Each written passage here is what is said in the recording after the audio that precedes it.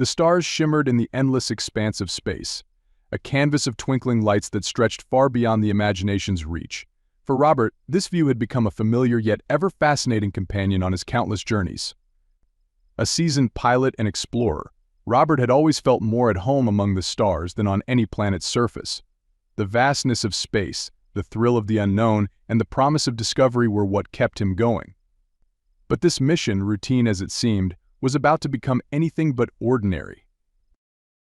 Robert's spacecraft, the Starlight Echo, cruised smoothly through the void, its polished hull reflecting the distant starlight. The ship was a marvel of human engineering, equipped with state-of-the-art technology and designed for deep space exploration. Robert sat in the cockpit, his hands gliding over the controls with practiced ease. The soft hum of the engines was a comforting sound, a reminder of the vessel's reliability. He glanced at the navigation console, a holographic map displaying the vast star systems he had charted on this journey. Everything was proceeding as planned until a sudden, jarring lurch broke the serene silence. The Starlight Echo shuddered violently and alarms blared throughout the cabin. Robert's heart raced as he quickly scanned the control panels. A cascade of red lights indicated a catastrophic systems failure. He had faced malfunctions before, but this was different. The ship's artificial intelligence, an entity with a calming, feminine voice, spoke in a tone tinged with urgency. Critical malfunction detected. Main thrusters offline. Immediate course correction required. Robert's fingers flew across the controls, attempting to stabilize the ship. His mind raced, calculating the odds of surviving an emergency landing on an unknown planet. The navigation system had detected a small, uncharted celestial body within reach. It was their only hope. With a deep breath, Robert engaged the auxiliary thrusters, directing the ship towards the planet's surface. The descent was a chaotic blur. The Starlight Echo plunged through the planet's atmosphere, the friction causing the hull to glow an intense orange. Robert gritted his teeth, struggling to maintain control as the ship hurtled towards the ground. The landscape below came into view, a vast, desolate expanse of rocky terrain, devoid of vegetation or any signs of life. The ship's sensors registered the harsh environment, extreme temperatures, toxic gases, and a thin atmosphere. It was a hostile world, unwelcoming and unforgiving. The Starlight Echo touched down with a bone-jarring thud, skidding across the rocky surface before finally coming to a halt. The impact sent a cloud of dust and debris into the air, settling slowly in the oppressive stillness. Robert exhaled a shaky breath, his hands trembling from the adrenaline coursing through his veins. He quickly initiated the emergency protocols, shutting down the ship's systems and sealing the cabin. The silence that followed was deafening, a stark contrast to the chaos of moments before. After a tense minute, Robert unbuckled his harness and stood, his legs unsteady beneath him. The cabin lights flickered, casting eerie shadows on the walls. He activated the emergency power, and the dim interior lights stabilized, revealing the extent of the damage. The main control panels were cracked, and sparks occasionally sputtered from exposed wires. The situation was grim, but Robert's immediate concern was survival. He grabbed his exploration gear, a lightweight, durable suit designed for hostile environments, and donned it swiftly. The suit's helmet, equipped with a rebreather and a heads-up display, provided him with vital information about the planet's conditions. As the suit's systems came online, Robert checked the atmospheric readings. The air was toxic, filled with sulfurous gases that could easily asphyxiate an unprotected human. He made a mental note to conserve his suit's oxygen supply. With his helmet sealed, Robert approached the airlock. The door slid open with a hiss, revealing the barren landscape beyond. He hesitated for a moment, taking in the alien vista. The sky was a murky gray, the sun a distant, cold orb barely penetrating the thick, clouded atmosphere. Jagged rock formations jutted out from the ground, casting long, ominous shadows. The air was thick with the stench of sulfur, a sharp, acrid scent that stung even through his helmet's filters. As he stepped out onto the planet's surface, the ground crunched beneath his boots. The terrain was harsh and unyielding, a wasteland of sharp stones and brittle soil. Robert activated the suit's sensors, scanning the area for any signs of life or technology.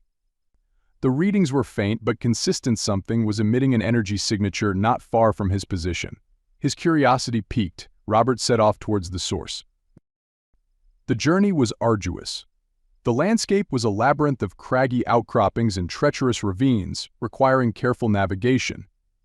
The suit's augmented vision helped him avoid the worst of the terrain, but the effort was exhausting. As he trudged forward, the energy readings grew stronger, and an uneasy feeling settled in the pit of his stomach. The source was close, and whatever it wasn't natural. After what felt like hours, Robert finally reached the edge of a steep incline. Peering over the edge, he saw a hidden facility nestled within the rocky landscape. The building was massive, its dark, metallic structure contrasting sharply with the surrounding terrain. It was as if the facility had been carved out of the very rock, designed to blend in and avoid detection. The energy signature emanated from within, a pulsing beacon in the suit's sensors. Robert's heart raced as he surveyed the facility. It appeared abandoned, with no visible signs of life or activity. The main entrance was a massive reinforced door, slightly ajar. The place had an aura of desolation, as if it had been left to decay for years. Yet something about it felt wrong, an eerie stillness that set his nerves on edge. Determined to uncover the facility's secrets, Robert made his way down the incline and approached the entrance. The door groaned as he pushed it open, revealing a dark corridor beyond. The air inside was cool and stale, a stark contrast to the harsh environment outside. As he stepped into the shadows, the door creaked shut behind him, sealing him inside. The corridor was dimly lit, the walls lined with flickering lights. The floor was cold metal, and the air carried a faint, unpleasant odor. Robert activated his helmet's night vision, illuminating the path ahead. The facility was a labyrinth of hallways and chambers, each more foreboding than the last.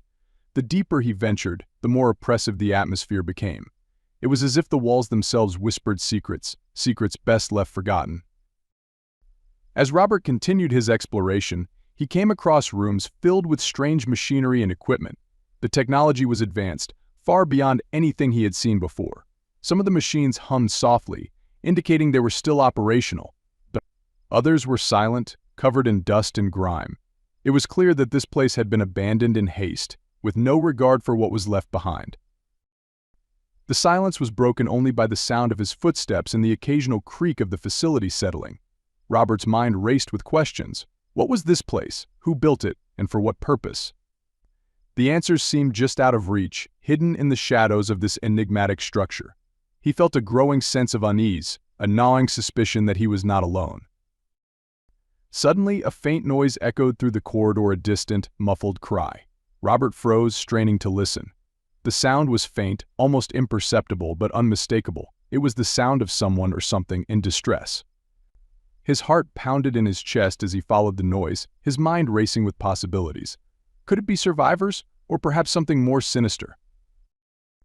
As he approached the source of the sound, the corridor opened into a large, dimly lit chamber. The sight that greeted him was both shocking and heart-wrenching. Rows of cells lined the walls, each one containing a figure huddled in the corner. The figures were women, alien women, their ethereal beauty marred by the marks of imprisonment and suffering. They were dressed in tattered garments, their eyes dull and lifeless. The air was thick with despair, a palpable sense of hopelessness that hung heavy in the room. Robert's breath caught in his throat. This was no ordinary facility, it was a prison, a place of torment and exploitation. The realization hit him like a punch to the gut. These women were prisoners, held against their will, and he had stumbled upon their dark and hidden world. The faint cry that had led him here had come from one of them, a soft, pitiful whimper that spoke of unimaginable suffering. As he stood there, grappling with the enormity of what he had discovered, a sense of resolve began to take shape within him. He couldn't leave them here, trapped and alone in this forsaken place.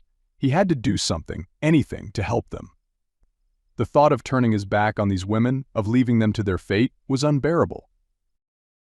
With newfound determination, Robert turned and made his way back down the corridor. He had to formulate a plan, gather information, and find a way to free these women from their prison. The descent had brought him to a dark and horrifying place, but it had also ignited a fire within him, a burning desire for justice, and a promise to himself that he would not rest until these women were free. As he retraced his steps, the weight of the situation pressed heavily on him. He knew the road ahead would be fraught with danger and challenges, but he was prepared to face them. The descent had been just the beginning, a prelude to a greater battle that lay ahead. And in the depths of this forsaken facility, amidst the shadows and sorrow, Robert found a new purpose, a mission that would change his life forever. The oppressive atmosphere of the hidden facility seemed to weigh down on Robert as he navigated the dimly lit corridors. Every step echoed ominously, each sound amplified by the eerie silence that surrounded him. The air was cold, almost sterile, yet tinged with a metallic scent that hinted at the facility's sinister purpose. Robert's mind raced, grappling with the shocking sight of the alien women imprisoned within the cold metal walls. The discovery had left him shaken, but his resolve to uncover the truth and find a way to help had only strengthened. The flickering lights overhead cast long, wavering shadows that danced along the walls, giving the entire place an unsettling, ghostly quality. As Robert made his way deeper into the facility, he noticed the architecture was unnervingly uniform. The corridors were sterile and monotonous, with no indication of what lay behind the unmarked doors lining them. It was as if the facility had been designed to erase individuality, to suppress any semblance of life within its confines. Robert's heart pounded in his chest as he approached a door at the end of the hallway. Unlike the others, this one was slightly ajar, and a soft, eerie glow seeped through the crack. He hesitated for a moment, then pushed the door open, revealing a large, sterile room filled with strange machinery and equipment. The air was cooler here, and the hum of machinery filled the space, creating a low, vibrating buzz that made the hair on the back of his neck stand on end. The room was dominated by a central console, surrounded by a complex array of monitors and control panels. Robert approached cautiously, his eyes scanning the screens. Most displayed streams of incomprehensible data, but one monitor caught his attention. It showed a live feed from various parts of the facility, including the cell block where the alien women were held. Robert's stomach churned as he watched the grainy footage, the women huddled in their cells, expressions of despair etched on their faces. As he examined the console, Robert noticed a series of files labeled with strange symbols. He accessed one of them, revealing a document written in a language he couldn't understand. His suit's translator struggled to parse the text, but a few words stood out, breeding experimentation. And control, the implications were horrifying. This wasn't just a prison, it was a breeding factory, a place where these women were exploited for their reproductive capabilities and subjected to cruel experiments. Anger and disgust welled up inside Robert. The thought of these women being used and abused in such a monstrous way was almost too much to bear. He forced himself to stay focused, knowing he needed more information to understand the full scope of what was happening here. He continued to sift through the files, discovering detailed reports on the women's physiological traits, their abilities, and the methods used to suppress them. One report, in particular, caught his eye. It described a device known as the suppression collar, a cruel piece of technology designed to inhibit the women's powers. The collars emitted a continuous signal that disrupted the neural pathways responsible for their abilities, rendering them helpless and compliant.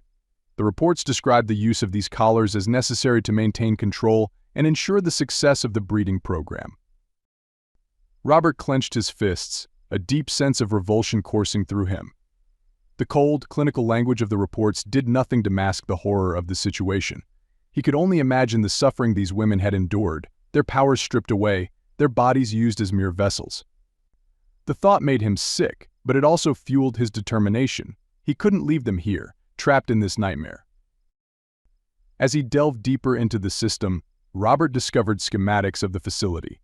The complex was vast, with multiple levels and sections, including laboratories, containment cells, and administrative offices.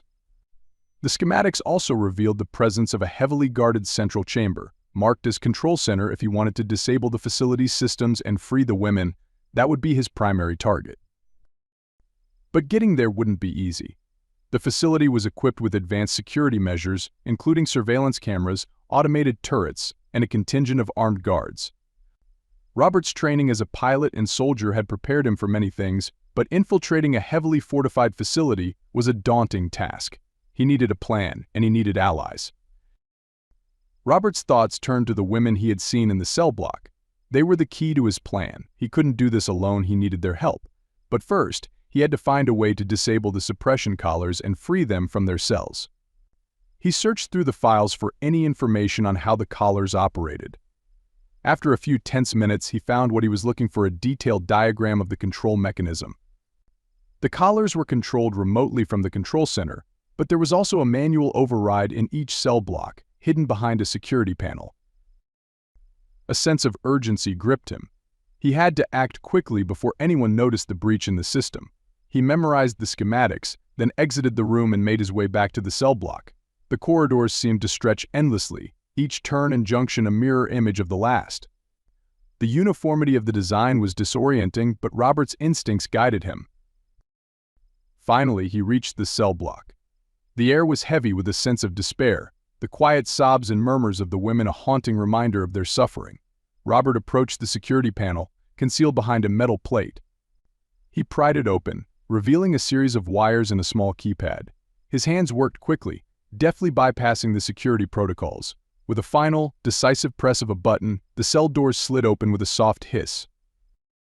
For a moment, there was only silence. Then, one by one, the women stepped out of their cells, their expressions a mix of confusion, fear, and tentative hope. They were a diverse group, each woman unique in appearance and demeanor. Some had vibrant, jewel-toned skin, others had intricate patterns or markings, and a few had physical traits that hinted at otherworldly origins: glowing eyes, elongated limbs, or ethereal wings. Robert stepped forward, raising his hands in a gesture of peace. "My name is Robert," he said, his voice steady. "I'm here to help you. We need to disable the suppression collars and take down this facility. I know you're scared, but I promise I'll do everything I can to get you out of here." The women exchanged glances, their expressions wary but curious. One of them, a tall woman with silvery skin and striking violet eyes, stepped forward. She spoke in a soft, melodic voice. "My name is Lyra. We were brought here against our will, taken from our homes. The collars. They suppress our powers, keep us weak." She glanced at the others, then back at Robert. "If you can disable them, we can help you." Robert nodded, feeling a flicker of hope. "There's a manual override in each cell block. I just need a little time to figure out how to disable the collars without setting off any alarms." Lyra nodded, a determined look in her eyes. "We'll help you, but we need to be quick. The guards patrol the corridors regularly. If they find us out of our cells..." Robert understood the urgency. He quickly explained his plan to the women, outlining the steps they needed to take. He would disable the collars and then, together, they would move towards the control center. Once there, they could shut down the facility's systems and call for help. As Robert worked on disabling the collars, the women kept watch, their eyes sharp and alert. He felt a sense of solidarity, a shared purpose that transcended their differences. These women were survivors, strong and resilient, despite the horrors they had endured. As each collar deactivated, a visible change came over the women. Their postures straightened, their eyes regained a spark of life, and a faint, palpable energy filled the air. With the collars finally disabled, Robert felt a surge of relief. The women gathered around him, their expressions a mix of determination and gratitude. Lyra stepped forward, a small smile playing on her lips. "Thank you, Robert. You've given us a chance." He returned the smile, feeling a sense of camaraderie. "We're not out of this yet. We need to move fast and stay together. Once we reach the control center, we'll have a fighting chance." The group moved swiftly through the corridors, guided by the schematics Robert had memorized. The facility seemed to come alive around them, the hum of machinery growing louder, the lights flickering ominously. Every step felt like a race against time, a desperate bid for freedom. As they approached the control center, the atmosphere grew tense. The hallway was guarded by two heavily armed sentries, their faces obscured by helmets. Robert motioned for the group to stay back, then crept forward, using the shadows as cover. His military training kicked in, every movement precise and calculated. He needed to take the guards out silently and efficiently. With a quick, fluid motion, Robert incapacitated the first guard, his hand over the man's mouth to stifle any noise. The second guard barely had time to react before Robert knocked him unconscious. The women watched, their eyes wide with a mixture of awe and apprehension. Robert quickly retrieved the guards' weapons and signaled for the group to follow. They entered the control center, a vast room filled with monitors and control panels. The central console, a massive, glowing structure, dominated the space. Robert approached it cautiously, his eyes scanning the screens. The room was empty, save for a lone figure sitting at the console, his back turned to them. Robert's heart raced as he approached, the figure's identity still a mystery. As he got closer, the figure turned, revealing a gaunt, pale face. The man's eyes were cold and calculating, a hint of recognition flickering in them as he saw Robert. He smiled, a thin, humorless expression. "Ah, the heroic intruder," he said, his voice dripping with disdain. "I wondered when you'd show up." Robert's jaw tightened.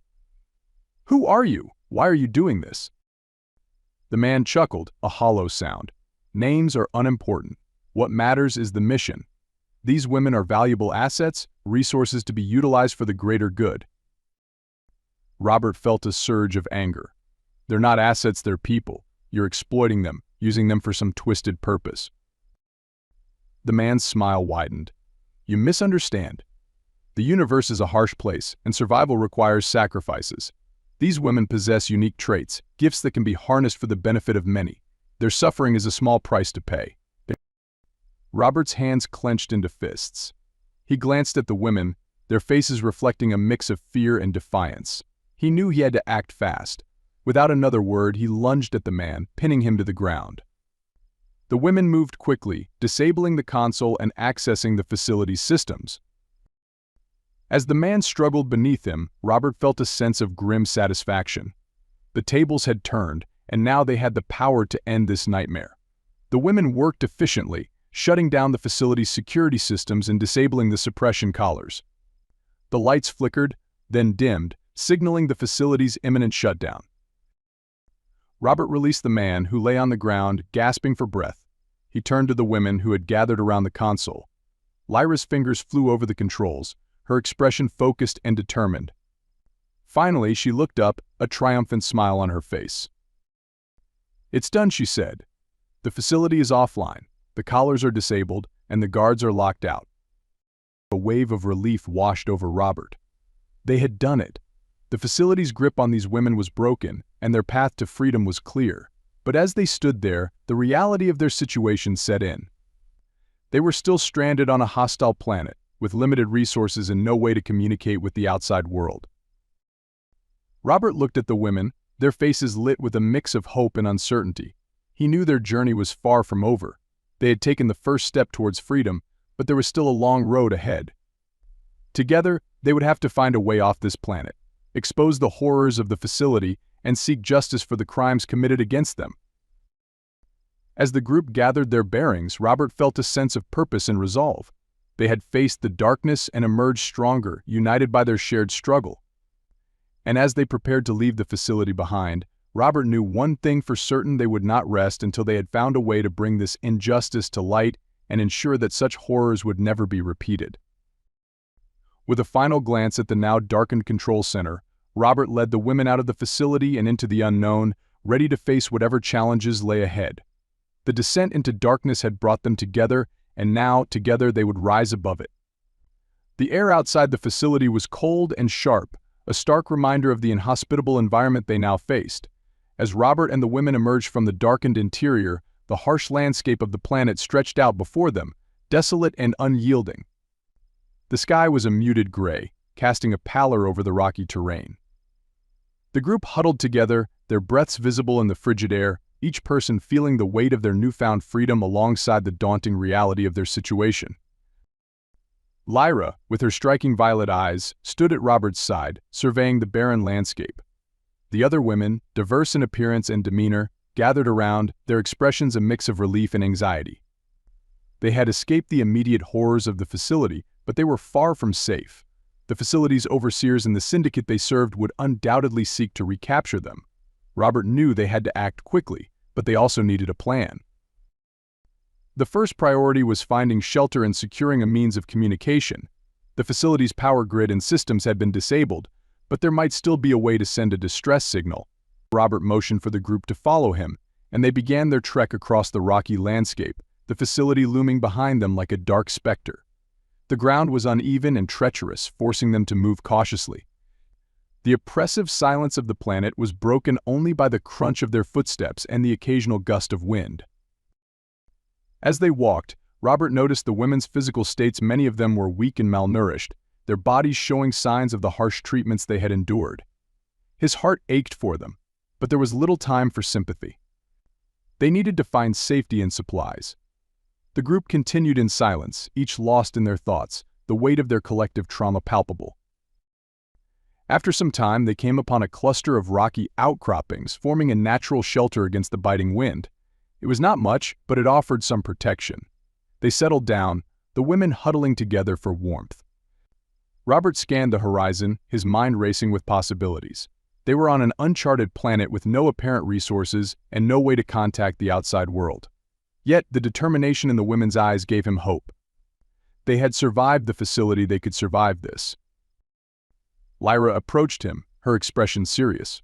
"Robert, we need to talk about what we found in the facility. The reports, the experiments. There's more to this than just a breeding factory." Robert nodded, recalling the unsettling documents he had seen. The breeding and experimentation were heinous enough, but there were hints of something even darker, a larger conspiracy that extended beyond this one facility. "I know. The reports mentioned a syndicate, but we need more information. We need to understand the full extent of their operations and expose them."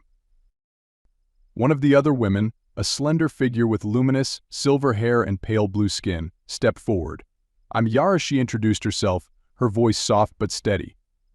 "Before I was taken, I was a scientist. I worked on decoding ancient languages and symbols. I noticed some of the markings in the facility's control center. They're not just a language. They're a code, a way to hide information." Robert listened intently, intrigued.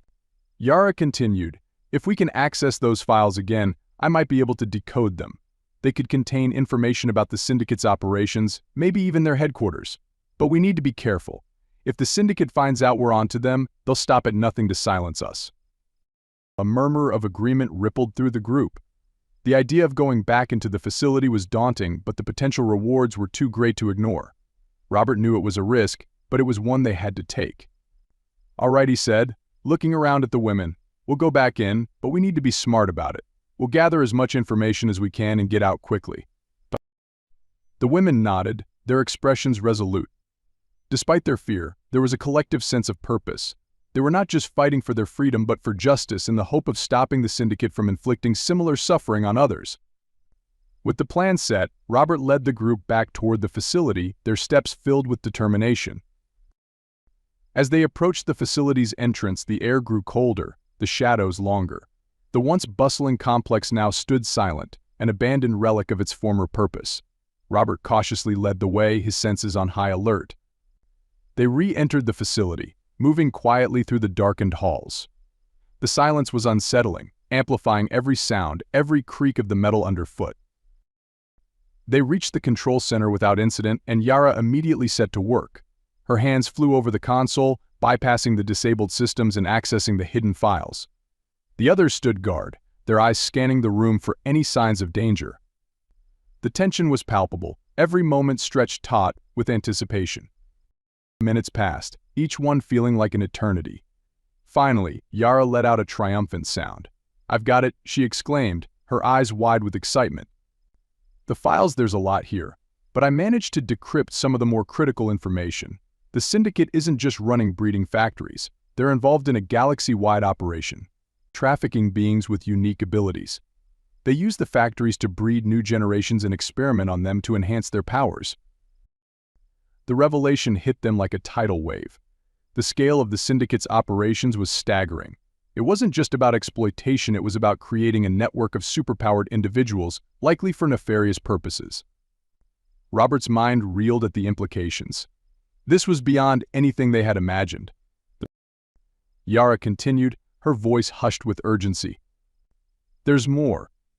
The syndicate has a central command hub, located in a remote sector of the galaxy. It's heavily guarded, and they use it to coordinate their operations and transport their victims. If we can get there, we might be able to shut down their entire network." The room fell silent as the gravity of the situation settled over them.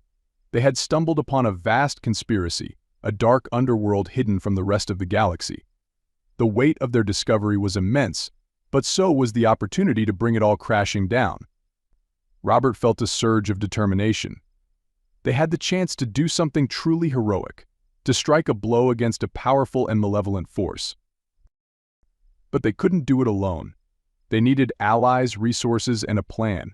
Robert looked at the women, each of them strong and resolute despite their recent ordeals. They had been victims, but now they were ready to be warriors. He knew they could count on each other, but they needed more than just their group. "We need to get this information to someone who can help," Robert said, his voice firm. "We can't take down the syndicate on our own. We need to expose them and gather allies. But first, we need to find a way off this planet." As they discussed their next steps, a sudden noise echoed through the facility, a distant rumble, growing louder. The group tensed, their eyes darting around the room. Robert quickly realized what it was: reinforcements. The syndicate had likely been alerted to their presence, and now they were sending in troops to secure the facility and recapture the women. "We need to move," now Robert said urgently. "They're coming for us. We can't let them catch us here." Yara quickly downloaded the decrypted files onto a portable device, and the group hurried out of the control center. They moved swiftly through the corridors, the urgency of their situation spurring them on. As they neared the facility's exit, the rumble grew louder, accompanied by the distinct sound of engines. Robert's heart raced. They were running out of time. The group burst out of the facility, the cold air hitting them like a wall. In the distance, they could see the source of the noise: a convoy of vehicles, sleek and ominous, speeding towards them across the rocky landscape. The syndicate's forces were close, too close. They needed to escape, but there was nowhere to go. Robert scanned the area desperately, searching for any possible means of escape. His eyes landed on a small, battered shuttle, half buried in the rocky terrain. It looked ancient and barely functional, but it was their only hope. He pointed it out to the group. "There. It's our only chance." The women followed him as they sprinted towards the shuttle, their footsteps echoing in the cold, desolate air. The convoy was closing in, the vehicles kicking up clouds of dust and debris. Robert reached the shuttle first, prying open the hatch and ushering the women inside. The interior was cramped and dusty, but it seemed intact. Robert hurried to the cockpit, his hands flying over the controls. The systems flickered to life, sputtering and groaning as they powered up. The shuttle was ancient, a relic from a bygone era, but it seemed functional enough. He initiated the launch sequence, praying that the engines would hold. The shuttle rumbled and shook, the engines struggling to ignite. Robert glanced out the viewport, the convoy just meters away. The syndicate's forces had arrived, and they were armed. He could see the figures disembarking, weapons at the ready. There was no time left. With a final, desperate effort, Robert slammed his hand down on the ignition. The engines roared to life, the shuttle lurching forward. The group held on tight as the shuttle lifted off, the ground falling away beneath them. The convoy faded into the distance, the figures growing smaller and smaller. As they ascended into the sky, Robert felt a surge of relief. They had escaped, but just barely. The syndicate was now aware of their actions, and they would stop at nothing to hunt them down. The group was safe for now, but the real challenge was just beginning. They had the information, the evidence of the syndicate's crimes, but they were still stranded in the middle of nowhere, with limited resources and no clear destination. As the shuttle broke through the planet's atmosphere and into the cold vacuum of space, Robert turned to the group, his. The shuttle rattled and groaned as it ascended through the planet's thin atmosphere, the vibrations reverberating through the cramped cabin. The interior lights flickered intermittently, casting eerie shadows on the worn metal walls. Robert's hands were steady on the controls, his eyes focused on the data streaming across the console. The shuttle was a relic, an outdated model that had likely been abandoned long ago. Its systems were barely functional, and the fuel reserves were worryingly low. Yet, it was their only hope of escape. The women sat behind him, their faces a mixture of relief and anxiety. The rush of their escape still lingered, an adrenaline-fueled haze that had yet to dissipate. Lyra, with her striking violet eyes, leaned forward, her expression a mask of determination. "What's our status?" she asked, her voice cutting through the tense silence. Robert glanced at the display, the readings fluctuating wildly. "We've cleared the atmosphere," he replied, his tone measured. "But this shuttle is in bad shape. We're low on fuel, and the navigation systems are outdated. We need to find a safe place to land and regroup." Yara, the silver-haired scientist, nodded thoughtfully. "The shuttle systems are ancient, but they should still have basic star charts. We need to find a nearby system, preferably uninhabited, where we can hide and figure out our next move." Robert tapped into the shuttle's navigation system, a rudimentary interface that crackled with static. He manually scrolled through the star charts, searching for a viable destination. The options were limited. Most nearby systems were either uncharted or known to be hostile. But then he found a small, uninhabited moon orbiting a gas giant in a nearby star system. It was remote, with no known settlements or significant resources. The perfect place to lay low. "There's a moon in the Altria system," Robert announced, setting the course. "It's uninhabited and off the radar. We should be able to make it with the fuel we have left." The women nodded in agreement, their expressions grim but resolute. The shuttle's engines hummed as Robert engaged the autopilot, setting them on a course for the Altria system. He leaned back in his seat, finally allowing himself a moment to breathe. The events of the past hours had been a whirlwind, a frantic scramble for survival. But now, in the relative safety of space, he could feel the weight of their situation settling in. They had uncovered a vast, dark conspiracy, an intergalactic syndicate exploiting beings with unique abilities. The implications were staggering, and the threat was immense. They had valuable information, evidence that could expose the syndicate's crimes, but they were alone, isolated, and vulnerable. The shuttle's limited capabilities meant they couldn't travel far or communicate with the outside world. Their options were limited, and the clock was ticking. As the shuttle drifted through the cold expanse of space, Robert turned to the group. "We need a plan," he said, his voice steady but serious. "We've escaped the facility, but we're not out of danger yet. The syndicate will come after us, and we can't stay on the run forever. We need to figure out our next move and how to use the information we have." Lyra nodded, her gaze focused. "We need to find a way to transmit the data to someone who can help. The syndicate is powerful, but there must be organizations or individuals out there who would want to take them down."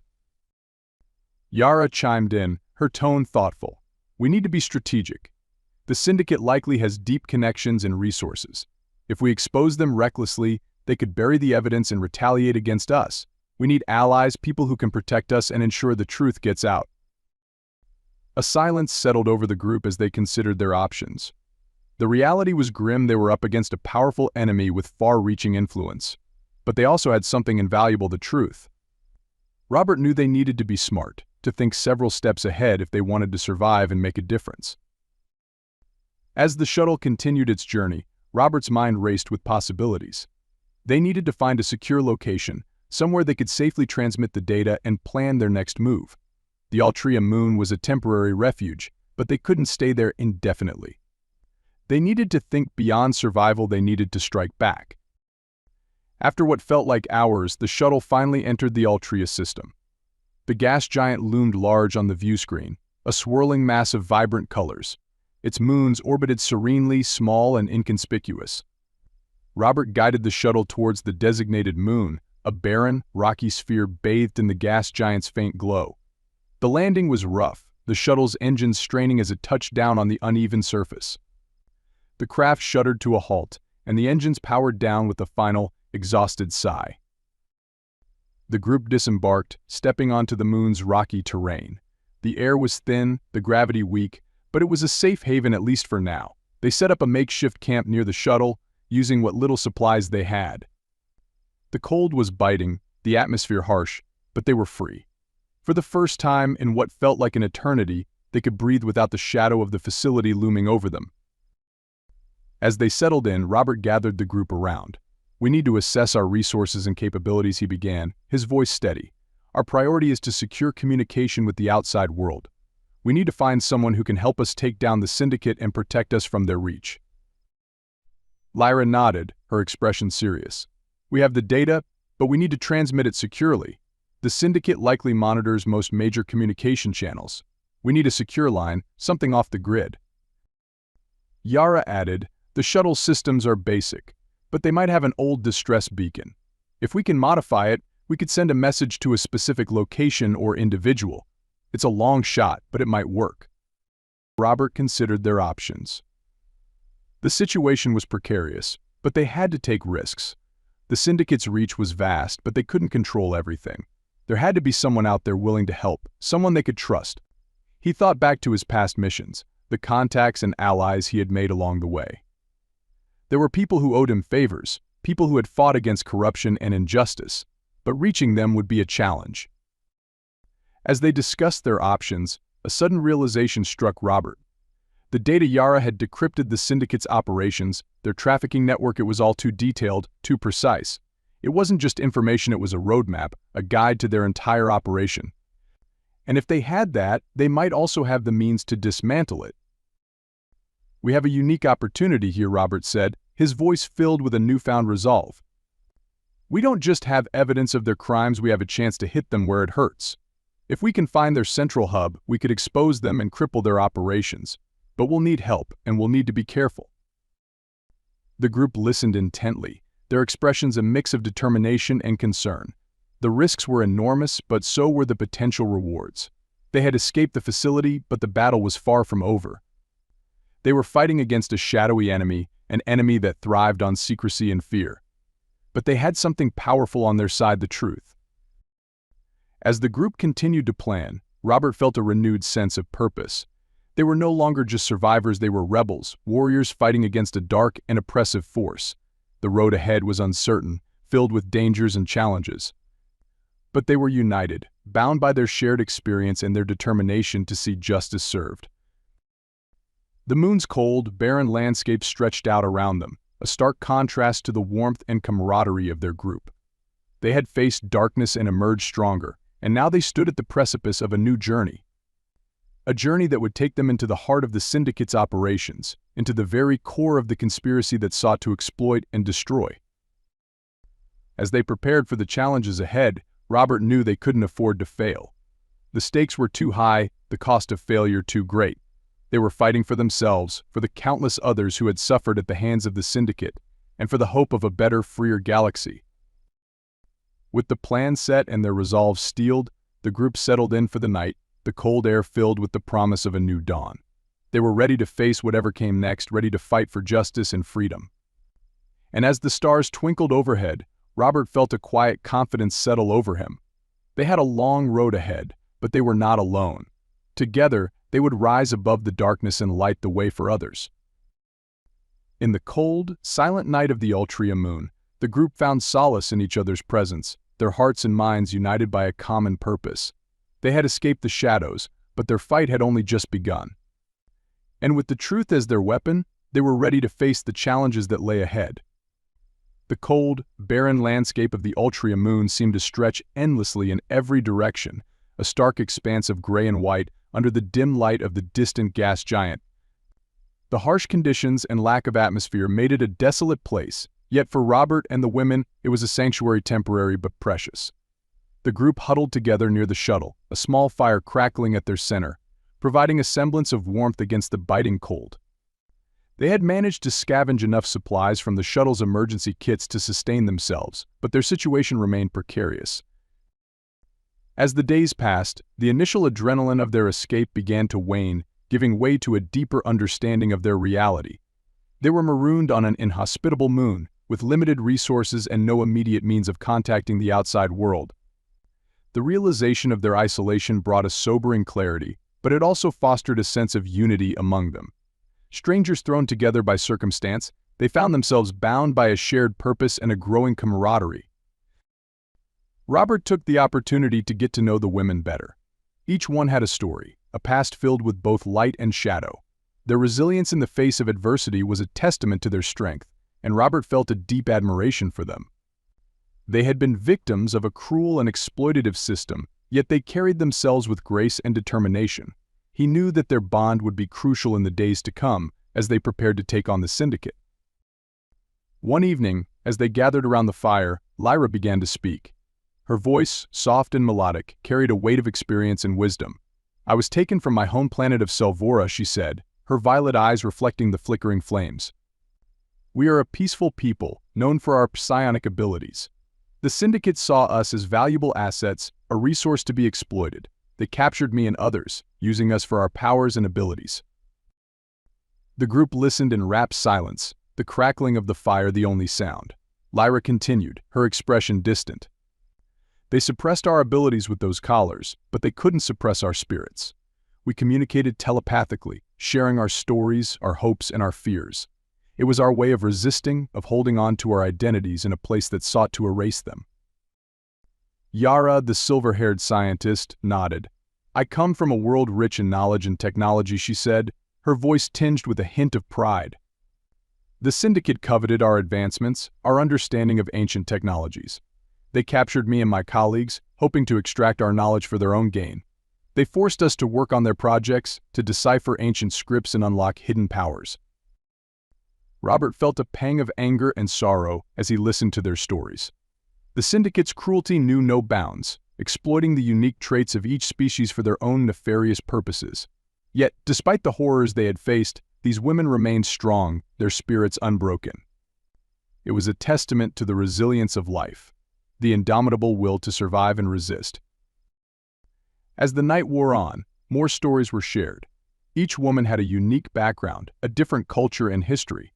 Some came from lush, vibrant worlds filled with life and beauty, while others hailed from harsh, unforgiving planets where survival was a daily struggle.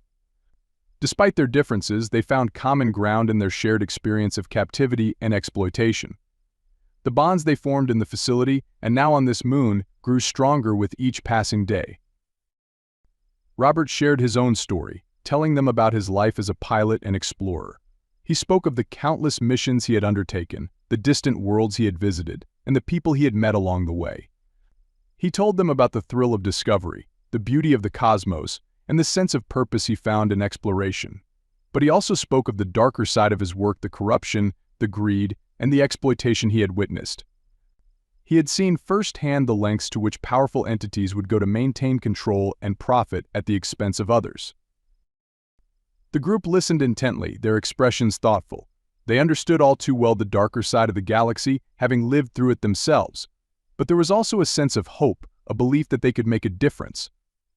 Together, they had the power to challenge the Syndicate, to expose their crimes and bring justice to the countless victims. In the days that followed, the group continued to bond and grow closer.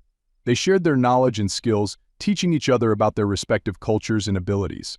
Lyra demonstrated her psionic powers, a form of telepathy that allowed her to communicate without words. She explained that her people used these abilities to connect with one another on a deeper level, fostering a sense of unity and understanding. Yara shared her knowledge of ancient technologies, explaining the intricacies of the devices they had encountered in the facility. She showed them how to decipher ancient symbols and scripts, a skill that could prove invaluable in their mission. The other women, too, shared their unique talents and experiences, each contributing to the group's growing pool of knowledge and skills. As they trained and prepared, Robert noticed a transformation in the women. The fear and uncertainty that had marked their initial escape were gradually replaced with confidence and determination. They were no longer just survivors, they were warriors, ready to fight for their freedom and the freedom of others. Robert felt a deep sense of pride and admiration for them. They had faced unimaginable horrors, yet they stood tall, unbroken and resolute. One day, as they gathered around the shuttle's rudimentary communication console, Yara announced that she had found a way to modify the distress beacon. "It's not perfect," she said, her hands deftly working on the console, "but it should allow us to send a message to a specific location. We just need to decide where to send it." The group fell silent, considering their options. They needed to contact someone they could trust, someone with the power and resources to help them. Robert thought back to his past missions, the people he had met along the way. There were a few individuals who came to mind, people who had fought against corruption and injustice, who had stood up for the oppressed. He knew they needed to choose carefully. The Syndicate's reach was vast, and they couldn't afford to expose themselves to the wrong people. Finally, Robert spoke. "I have a contact in the Galactic Free Alliance," he said, his voice steady. "They're a group dedicated to fighting corruption and protecting the rights of all sentient beings. They're not as powerful as the Syndicate, but they have a network of allies and resources. If we can get the information to them, they might be able to help us." The women nodded in agreement. The Galactic Free Alliance was a beacon of hope for many in the galaxy, a symbol of resistance against tyranny and exploitation. They had a reputation for standing up to powerful entities and advocating for justice. If anyone could help them, it would be the Alliance. Yara finished her work on the console and nodded to Robert. "The beacon is ready," she said. "We can send a message to your contact, but we'll need to be quick. The Syndicate might pick up the signal and trace it back to us." Robert nodded, understanding the urgency. He quickly composed a message, detailing their situation and the evidence they had gathered against the syndicate. He included a summary of the decrypted data and the location of the syndicate's central hub. The message was brief but detailed, designed to convey the gravity of the situation without revealing too much. He knew they couldn't afford to give away their location or identities, not until they were sure they could trust the recipient. With the message prepared, Yara activated the beacon. The console hummed softly, a faint light blinking on the display. They watched in tense silence as the message was transmitted, the signal carrying their hopes and fears across the vast expanse of space. It was a gamble, a leap of faith, but it was their best chance. As the transmission ended, the group let out a collective sigh of relief. The message was sent, and all they could do now was wait. The uncertainty weighed heavily on them, the knowledge that the syndicate could be closing in at any moment. But they found solace in each other's presence, in the bonds of friendship and trust they had forged. They had come a long way, and they knew that whatever happened next, they would face it together. As the night fell, the group gathered around the fire once more, their spirits buoyed by a sense of camaraderie. They shared stories and laughter, finding moments of joy amidst the uncertainty. It was a reminder of their humanity, of the resilience of the spirit even in the darkest of times. They were not just victims or fugitives, they were survivors, fighters, and friends. The cold air of the Altria moon seemed less harsh, the barren landscape less desolate. They had found warmth in each other's company, a light that burned brightly against the encroaching darkness. They knew the road ahead would be difficult, filled with challenges and dangers. But they were ready to face it, armed with the truth and the bonds they had forged. In the quiet of the night, as the stars twinkled above, Robert felt a deep sense of peace. They were on a journey, a quest for justice and freedom. And with the strength of their friendship and the power of their resolve, they knew they could overcome any obstacle. They were a team, united by a common purpose, and together, they would rise above the darkness and fight for a brighter future. As the fire crackled softly, casting a warm glow on their faces, the group sat together, their hearts and minds united. They were ready for whatever came next, ready to face the challenges and dangers that lay ahead. And with their bond of friendship, they knew they could weather any storm, overcome any adversity, and achieve the impossible. They were not just survivors, they were warriors, ready to fight for justice and a better world. And with the dawn of a new day, they would continue their journey, undeterred and unbroken, their spirits burning bright in the darkness. The Altria moon's perpetual twilight gave way to an artificial dawn as the group prepared for the next phase of their plan. The cold, barren landscape seemed to stretch endlessly, an unyielding reminder of their isolation. Yet amidst the desolation, a quiet resolve settled over them. The message had been sent, and now they awaited a response. But waiting wasn't an option. They needed to act, to take the fight to the syndicate before it was too late. Robert stood at the shuttle's makeshift command center, reviewing the decrypted data Yara had retrieved from the facility. The information was comprehensive, detailing not only the syndicate's operations but also their weaknesses. The central hub, located in a remote sector, was the nerve center of their operations. It was heavily fortified, but the data revealed a vulnerability: a series of underground conduits used for transporting supplies and personnel. If they could infiltrate these conduits, they could sabotage the hub's systems from within, potentially crippling the entire network. As Robert outlined the plan to the group, a mix of determination and apprehension filled the air. The task ahead was daunting, and the risks were immense, but they had come too far to turn back now.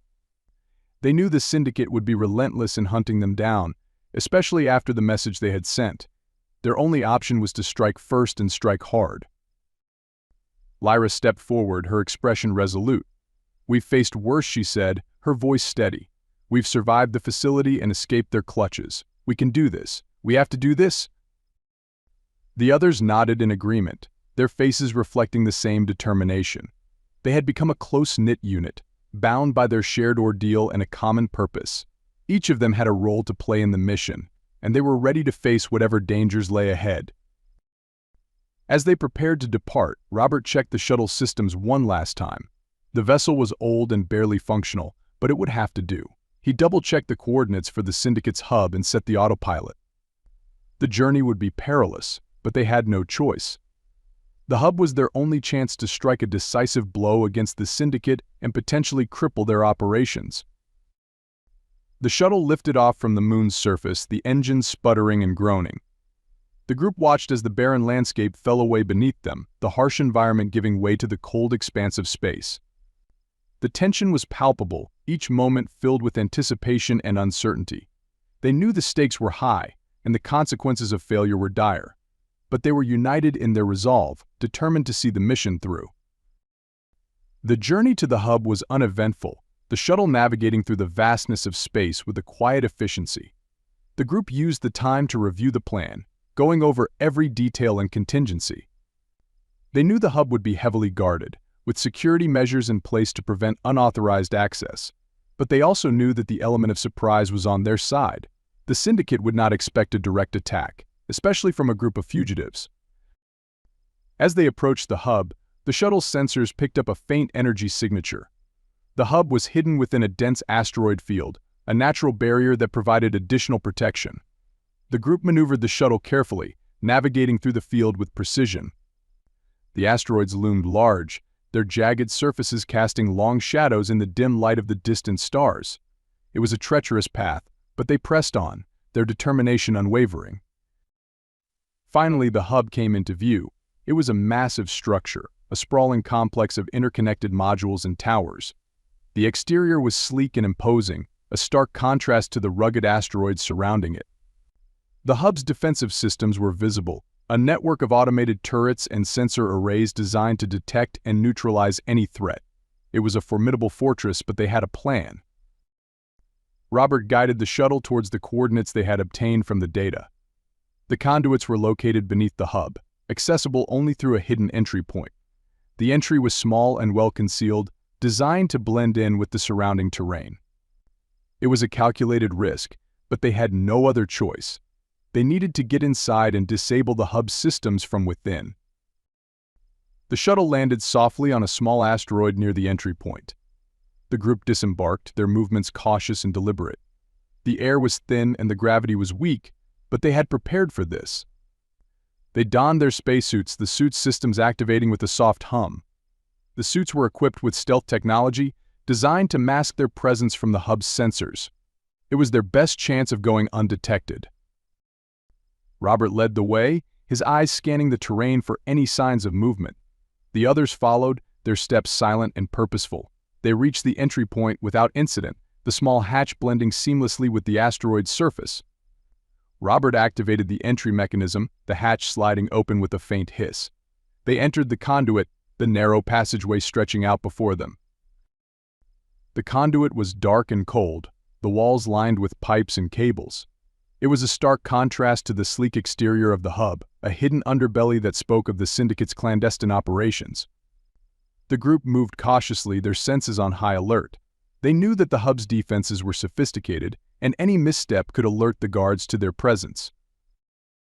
As they made their way deeper into the conduit, the air grew colder, the passage narrowing. The group stayed close, their movements synchronized. They reached a junction, the conduit branching off into multiple paths. Robert checked the data, confirming their route.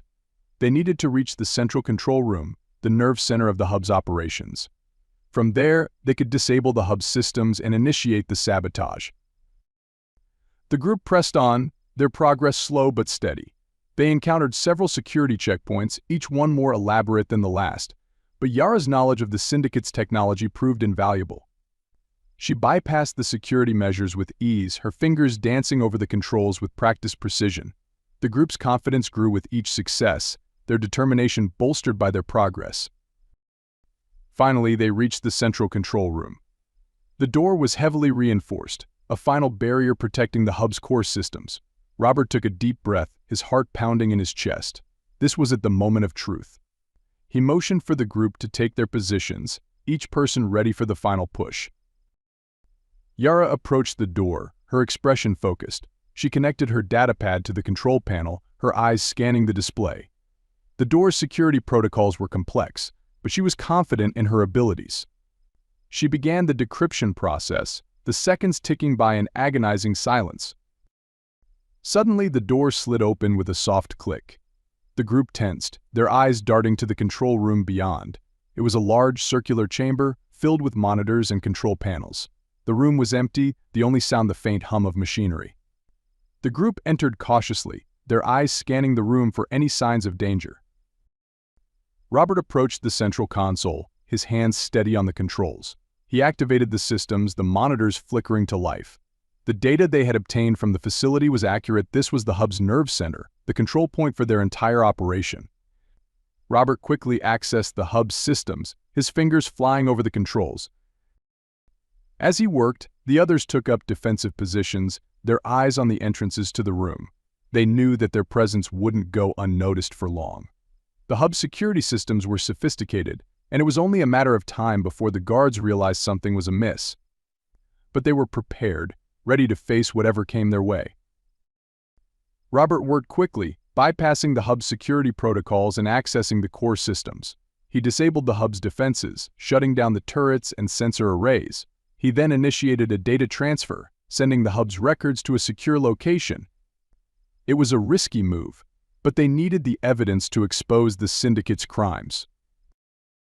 As the data transfer completed, a sudden alarm blared through the room.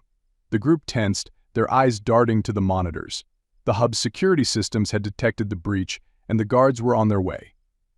They had limited time to complete their mission and escape. Robert initiated the final phase of the planned sabotage.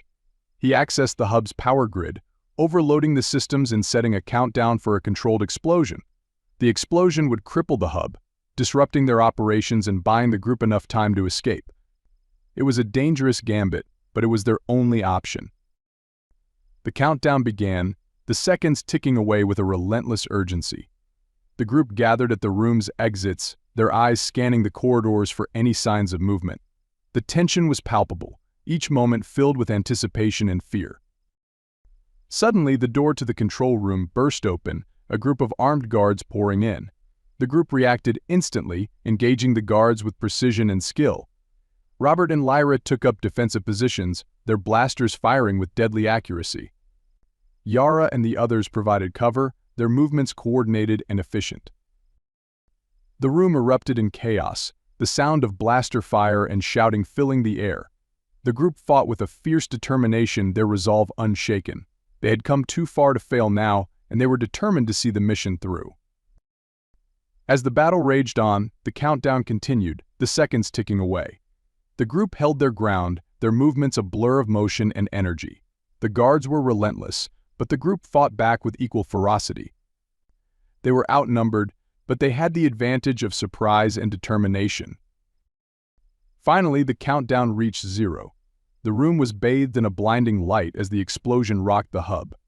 The group braced themselves, the shockwaves sending them sprawling. The room shook, the walls cracking and the monitors sparking. The hub's systems shut down, the lights flickering and then going dark. The group scrambled to their feet, the room filled with smoke and debris. The explosion had crippled the hub, but they knew they had to move quickly. The guards were still a threat, and they needed to escape before the hub's systems could recover. Robert led the way, the group moving swiftly through the corridors. The hub was in chaos, the guards disoriented and the systems offline. The group moved with purpose, their steps sure and steady. They reached the conduit, their escape route still intact. As they made their way through the conduit, the group felt a surge of relief. They had succeeded in their mission, crippling the hub and securing the evidence they needed. But they knew their journey was far from over. The syndicate would not take this lightly, and they would stop at nothing to hunt them down.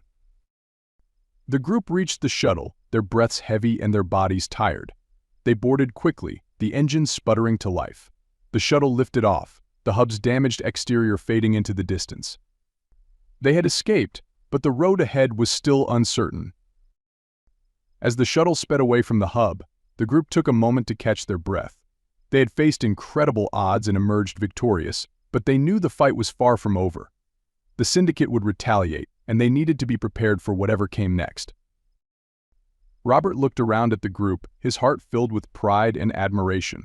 They had become a team, a family bound by their shared struggle and their determination to fight for justice. They had faced the darkness and emerged stronger, their spirits unbroken. As the shuttle continued its journey, the group felt a sense of calm settle over them. They had struck a blow against the Syndicate, a small but significant victory. They knew there would be more battles ahead, more challenges to face. But they were ready, united in their cause and determined to see it through. In the cold expanse of space, the group found solace in each other's presence. They were not alone in their fight, and they knew they had the strength to overcome any obstacle. They had taken a stand against tyranny and injustice, and they would continue to fight for a better future. As the stars twinkled in the distance, the group looked forward with hope and determination. They had faced incredible odds and emerged victorious, and they knew they would continue to fight for what was right. They were a team, united in their cause, and they were ready to face whatever challenges lay ahead. The shuttle coasted through the inky expanse of space, its engines a faint hum against the backdrop of the stars. Inside, the atmosphere was tense but hopeful. The group had managed to sabotage the Syndicate's hub, dealing a critical blow to their operations. However, they knew the fight was far from over. The consequences of their actions would soon ripple through the galaxy, and the Syndicate would undoubtedly retaliate with all their might. As the shuttle drifted towards a secluded asteroid field, a temporary refuge while they planned their next steps, a sense of anticipation hung heavy in the air. Robert sat at the makeshift command center, scanning through the data they had retrieved. The encrypted files were a treasure trove of information detailing the Syndicate's expansive network and the full extent of their criminal activities. Yet, amidst the labyrinth of data, one discovery stood out: a collection of heavily encrypted files marked Project Obsidian. The name alone sent a shiver down Robert's spine, evoking a sense of foreboding. Yara, seated next to him, was deep in concentration as she worked to decrypt the files. Her fingers danced over the console, her expression one of intense focus. The rest of the group huddled around, their eyes fixed on the screen. The shuttle's dim interior lighting cast long shadows, heightening the air of suspense. Finally, with a soft beep, the files began to open. The group's collective breath hitched as the contents were revealed. The files detailed a secret project, an insidious plan by the Syndicate to create a new generation of superpowered beings, harnessing their unique abilities for nefarious purposes. The project's scope was vast, encompassing genetic experimentation, cybernetic enhancements, and psychological conditioning. The Syndicate aimed to build an army, a legion of enhanced individuals loyal only to them. These beings, referred to as Obsidian, were intended to serve as both soldiers and enforcers, a means to exert control over the galaxy. Robert's eyes widened in horror as he read further. The project was not merely theoretical, it was already in progress. The Syndicate had established multiple facilities across the galaxy, hidden in remote locations, where they were conducting their experiments. The files contained detailed records of the abducted individuals, their genetic profiles, and the experiments conducted on them. The level of detail was chilling, a stark reminder of the Syndicate's ruthlessness. Lyra's voice broke the silence, her tone laced with anger. They weren't just using us for our abilities, they were creating something far worse. They wanted to turn us into weapons, into tools for their own gain. Her violet eyes flashed with a mixture of fury and sorrow. The others nodded, their expressions mirroring her sentiment. The revelations were a punch to the gut, a harsh reminder of the true extent of the Syndicate's malevolence. Yara continued scrolling through the files, her expression growing graver. The data mentions a central research facility, a Obsidian Forge. It's the main hub for the project, where they oversee all the experiments and enhancements. If we can find it and shut it down, we could put a stop to the project and free those trapped there. The group fell silent, absorbing the magnitude of the situation. The Obsidian Forge was their next target, the key to dismantling Project Obsidian and crippling the Syndicate's power. But it wouldn't be easy. The facility was heavily guarded, and the Syndicate would be on high alert after the sabotage of their previous hub. They needed a plan, and they needed allies. Robert leaned back in his seat, rubbing his temples as he pondered their next move. "We can't do this alone," he said, his voice steady but thoughtful. "We need help, and we need to expose what the Syndicate is doing. The data we have is damning, but we need to get it to the right people who can make a difference." Lyra nodded in agreement. "The Galactic Free Alliance," she suggested. "They've been fighting against corruption and tyranny for years. If we can get this information to them, they can help us take down the Syndicate and protect the victims of Project Obsidian." The mention of the Alliance brought a sense of hope. The organization had a reputation for championing justice and opposing oppressive regimes. They were well connected and had the resources to mount a substantial resistance against the syndicate. But reaching them was another challenge. The syndicate's reach was vast, and they would likely have eyes and ears everywhere. As they deliberated, a soft chime interrupted their thoughts. The shuttle's communication system had picked up a response to the distress beacon they had sent earlier.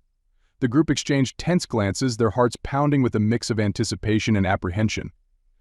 Robert quickly accessed the console, bringing up the message. The screen flickered, displaying a brief text transmission. "This is Captain Alara Korin of the Galactic Free Alliance. We received your message and the data packet. Your information is critical, but the Syndicate's influence is strong. We must proceed with caution. Rendezvous at the following coordinates for further instructions. Stay safe. Korin out." A palpable sense of relief washed over the group. The Alliance had received their message and was willing to help, but the caution in Korin's words was clear. The Syndicate's influence was widespread, and they couldn't afford any mistakes.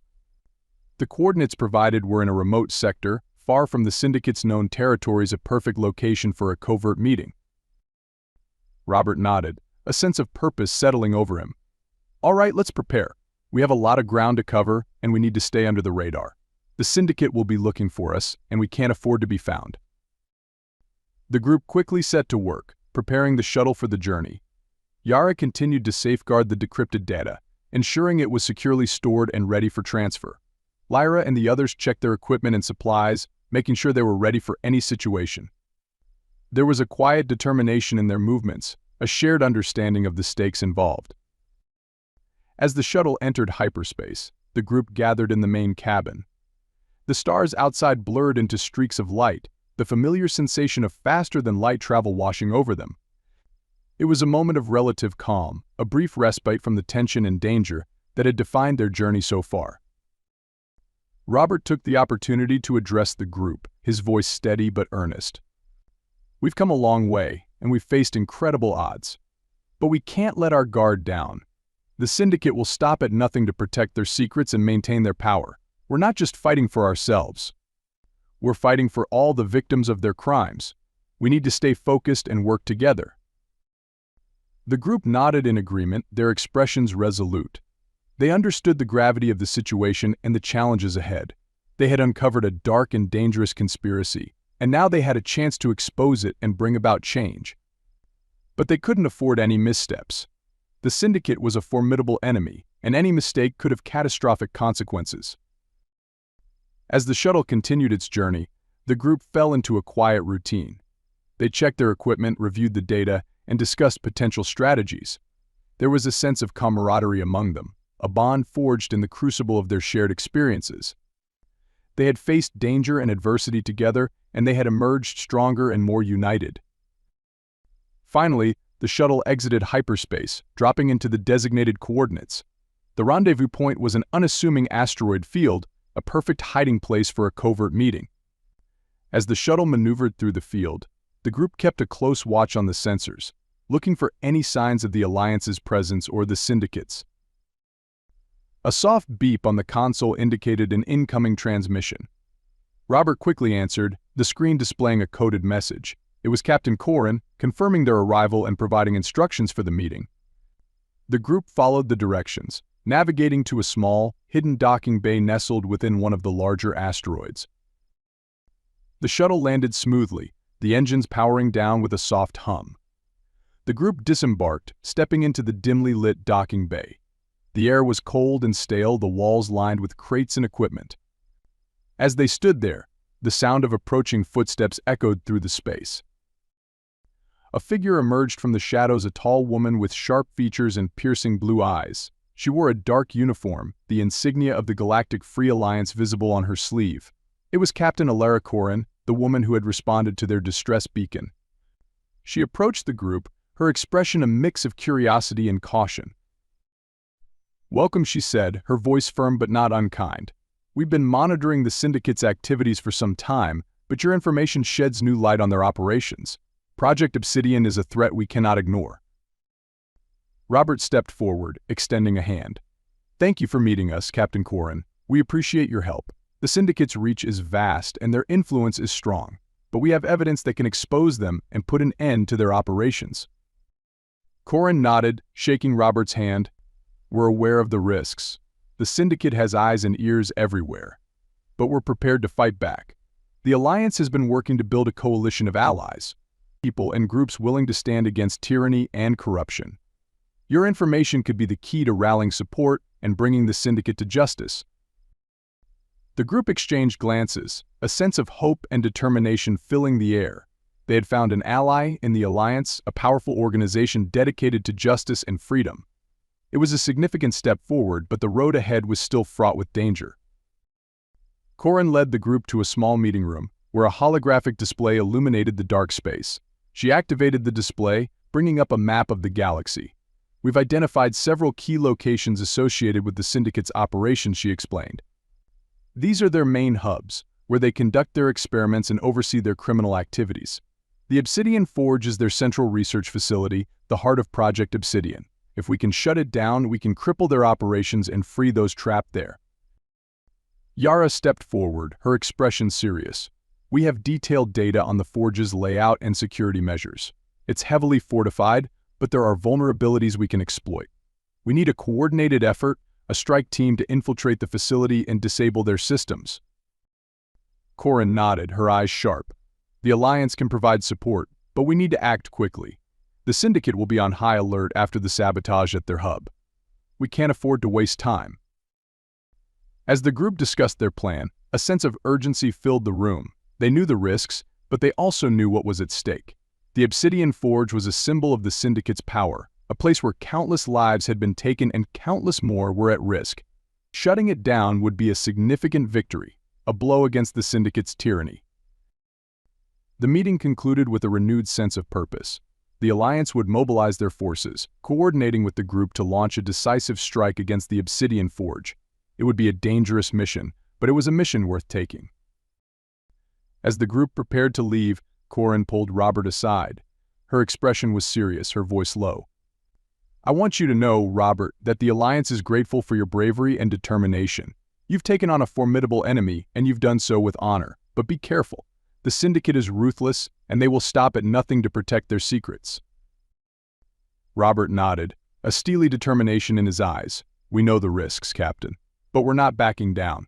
We're fighting for justice, for all the victims of the Syndicate's crimes. We won't stop until we've brought them to justice. Corin smiled, a hint of respect in her gaze. Then we'll stand with you. Together, we'll take down the Syndicate and ensure that justice is served. As Robert rejoined the group, a sense of resolve settled over them. They had found allies in the Alliance, and they had a plan to take down the Obsidian Forge. The road ahead would be dangerous, filled with challenges and obstacles. But they were ready to face it, united in their cause and determined to see it through. As the shuttle lifted off from the docking bay, the group looked forward with hope and determination.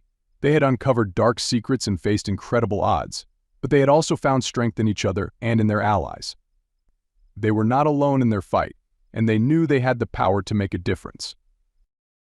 In the cold expanse of space, the group felt a sense of calm and purpose. They had taken a stand against tyranny and injustice, and they would continue to fight for a better future. With the Alliance by their side, they were ready to face whatever challenges lay ahead. They were a team, united in their cause, and they were determined to bring the Syndicate to justice and ensure that the dark secrets of Project Obsidian were brought to light. The Galactic Free Alliance's fleet assembled in the shadow of a distant nebula, a hidden staging ground far from the Syndicate's watchful eyes. The nebula's swirling colors, deep blues, vibrant purples, and electric greens, provided an ethereal backdrop, a stark contrast to the tense preparations unfolding within the fleet. The group, now joined by Alliance operatives, stood aboard the command ship, the Resolute. It was a state-of-the-art vessel bristling with weaponry and cloaking technology, a testament to the Alliance's resolve to challenge the Syndicate's tyranny. Robert stood at the center of the command deck, his eyes fixed on the holographic display hovering before him. The Obsidian Forge was highlighted in red, a stark reminder of their target's significance. The facility was nestled within a dense asteroid field, a natural shield that made it nearly impenetrable. But the group had a plan, a carefully orchestrated assault designed to exploit the Forge's few weaknesses. Captain Alara Corin, her presence commanding and confident, addressed the assembled team. "The Obsidian Forge is the Syndicate's heart," she began, her voice clear and resolute. "It's where they conduct their most secretive and heinous experiments. Our objective is simple: infiltrate the facility, disable their systems, and liberate the captives. But make no mistake, the Forge is heavily fortified. This will not be easy." Yara, standing beside Robert, nodded in agreement. She had spent countless hours poring over the decrypted files, mapping out the facility's layout and security protocols. "We've identified key points within the Forge," she explained, pointing to the holographic maps: the main reactor, the security control center, and the research labs. "Our teams will split up and target these areas. Disabling the reactor will cripple their power, taking down their defenses. The control center will give us access to the facility's systems, and the labs, that's where we'll find the captives." The plan was ambitious, a multi-pronged assault designed to overwhelm the Syndicate's defenses and minimize casualties. The Alliance had committed a strike team of elite operatives, seasoned soldiers, and specialists who had fought in countless skirmishes against oppressive regimes. They were experienced, disciplined, and determined. But even with their expertise, the mission carried immense risks. As the final preparations were made, Robert felt a heavy weight settle in his chest. The stakes were higher than ever, and the margin for error was razor-thin. But he also felt a deep sense of resolve. They had come so far, uncovered so many dark secrets, and fought against overwhelming odds. This was their chance to strike a decisive blow to end the Syndicate's reign of terror. The fleet moved into position, the ships gliding silently through the void. The Resolute led the charge, flanked by smaller assault vessels and fighter escorts. The plan hinged on the element of surprise. The Syndicate would not expect a direct assault on the Forge. The Alliance had employed advanced cloaking technology to mask their approach, and the asteroid field provided additional cover. As they neared the Forge, the tension on the command deck was palpable. The facility loomed ahead, a massive structure built into the largest asteroid in the field. Its surface was a maze of gun turrets, sensor arrays, and docking bays. The Syndicate had spared no expense in fortifying their prized research hub. But the Alliance was undeterred. Captain Corin's voice crackled over the intercom. "All units, prepare for assault. We have one chance to do this right. Let's show them what the Alliance is capable of." The order was given, and the fleet sprang into action. The Resolute and the other capital ships unleashed a barrage of electronic countermeasures, jamming the Forge's communications and disrupting their sensors. At the same time, the assault vessels and fighters surged forward, moving with deadly precision. The battle had begun. The Resolute's bridge was a flurry of activity as data streamed in from across the battlefield. Robert and the team watched as the holographic display updated in real time, showing the positions of both friendly and enemy forces. The initial wave of Alliance fighters engaged the Forge's defenses, drawing fire away from the assault teams. The plan was working, but the Syndicate's response was swift and brutal. The Forge's turrets roared to life, spewing torrents of laser fire at the approaching ships. The asteroid field lit up with explosions, the void filled with the flashes of energy weapons. The Alliance fighters weaved through the chaos, their pilots executing daring maneuvers to avoid the onslaught. It was a high-stakes dance of death, and every second counted. As the battle raged outside, the assault teams prepared to breach the Forge's outer defenses. Robert, Lyra, Yara, and a select group of operatives would infiltrate the facility, targeting the reactor and the control center, disable the Forge's power, and take control of the systems. It was a critical mission, and failure was not an option. The assault vessel carrying Robert's team cut through the chaos, dodging debris and enemy fire. They approached one of the Forge's docking bays, its blast doors sealed shut. Yara hacked into the facility's systems, her fingers moving with practiced precision. The doors groaned open, and the vessel slipped inside, landing with a heavy thud. The team disembarked, their weapons drawn and senses alert. The docking bay was eerily silent, the air thick with tension. They moved quickly, navigating through the labyrinthine corridors of the Forge. The facility's interior was a stark contrast to its fortified exterior, sterile, clinical, and unnervingly quiet. The walls were lined with sleek metal panels, the floors a polished gray. It felt more like a laboratory than a military institution. As they advanced, the team encountered pockets of resistance. Syndicate guards, armed and armored, emerged from the shadows, engaging the intruders with lethal intent. The hallways echoed with the sounds of blaster fire and shouted commands. Robert and the operatives fought with precision, their training and experience evident in every movement.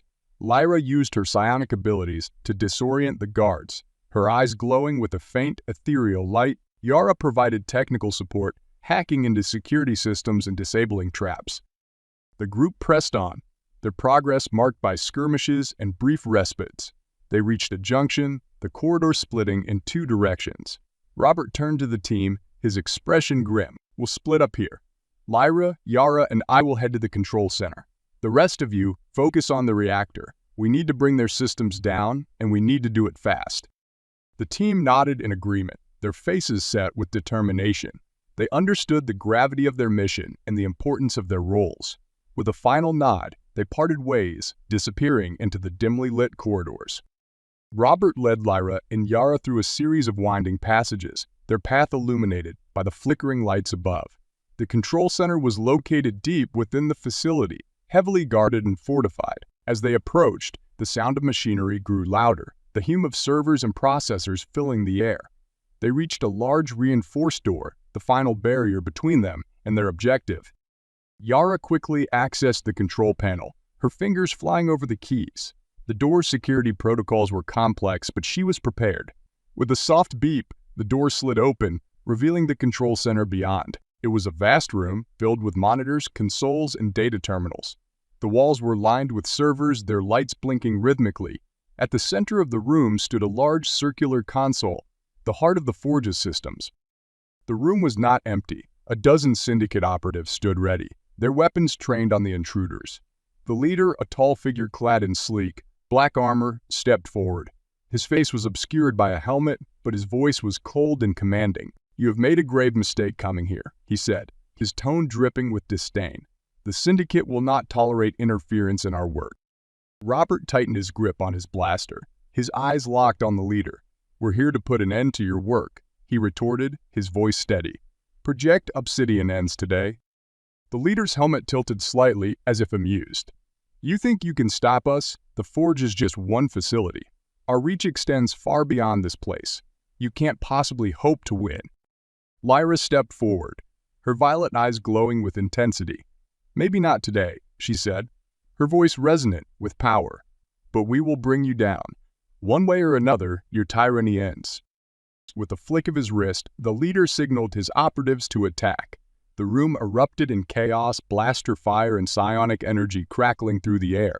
Robert, Lyra, and Yara moved with practiced precision, each of them a blur of motion. Lyra unleashed a wave of psionic energy, disorienting the operatives and throwing them off balance. Robert fired with deadly accuracy, his blaster bolts finding their marks. Yara hacked into the systems, her focus unwavering despite the chaos around. The battle was fierce, each side fighting with relentless determination.